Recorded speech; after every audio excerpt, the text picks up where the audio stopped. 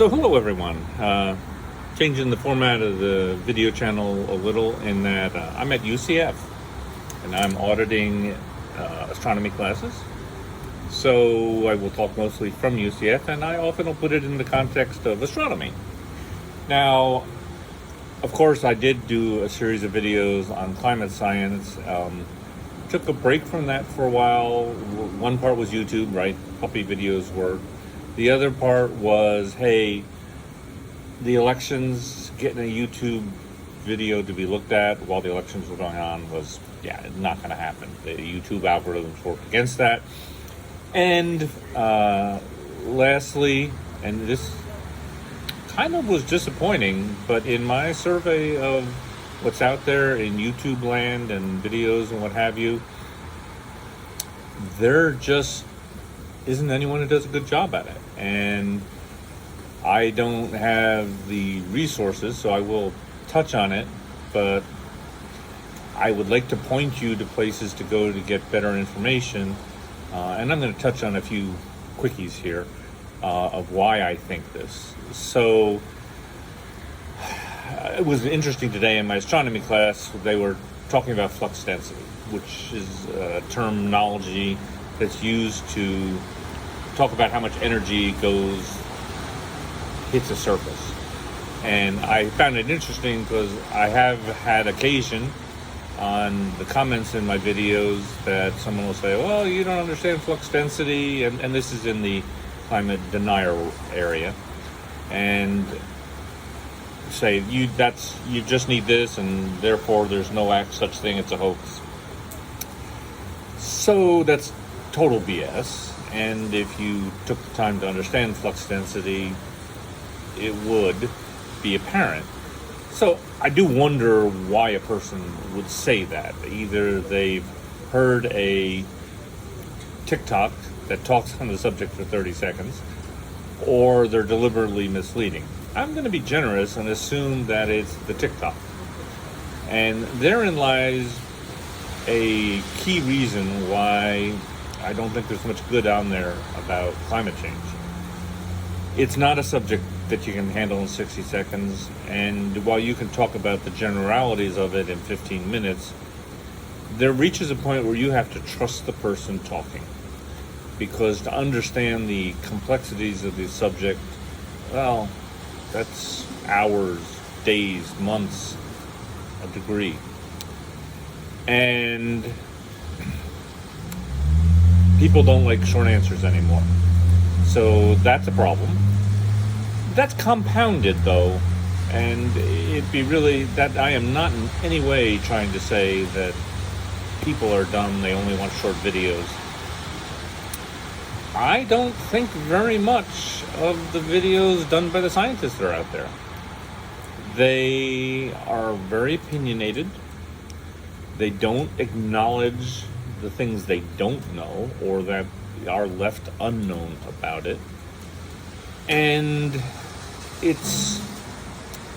I find them saying things, frankly, often false or very misleading, every bit as much as a climate denier. The problem seems to be on that side of the coin, that there's this idea that, well, we don't want to discourage people, so we're going to talk about it in an optimistic tone and say if the following extremely unlikely facts happen, we can save 1.5 degrees centigrade. It's not going to happen. It's over. It's been over.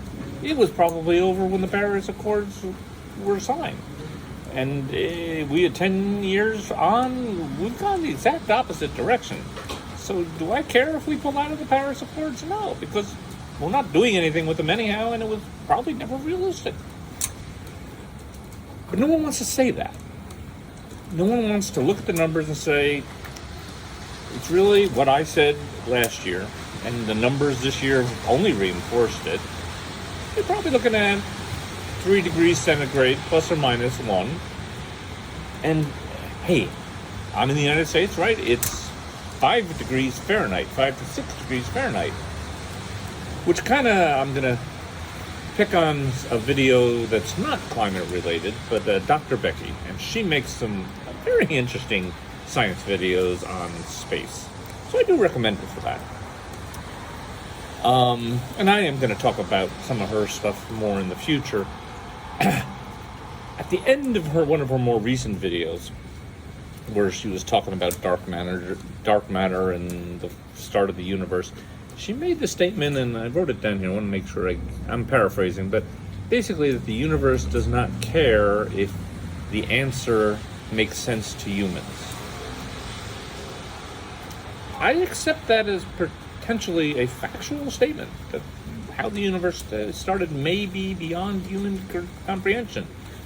That's right. That's not that different, frankly, from the Bible. But if you make that statement, you by definition should be acknowledging that you can't explain the topic to your average person, right? And that even what you're saying to yourself doesn't make a lot of sense. And people aren't likely to follow it. It's not going to be intuitive. That seems to be a somewhat generic issue among the pure academic community when trying to communicate to those who aren't experts in that particular field.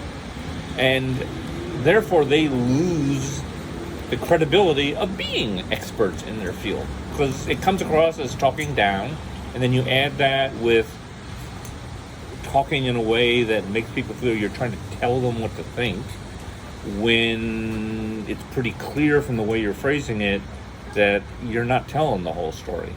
The ironic thing is the whole story is worse than what those who don't listen to you probably think it is. And then, of course, as I mentioned, there's the generic YouTube things. Some of Sabine's videos, I still watch them, but it's if you look at her videos and her work and her books from 6 years ago, where it is today, she's kind of the Mr. Beast of science.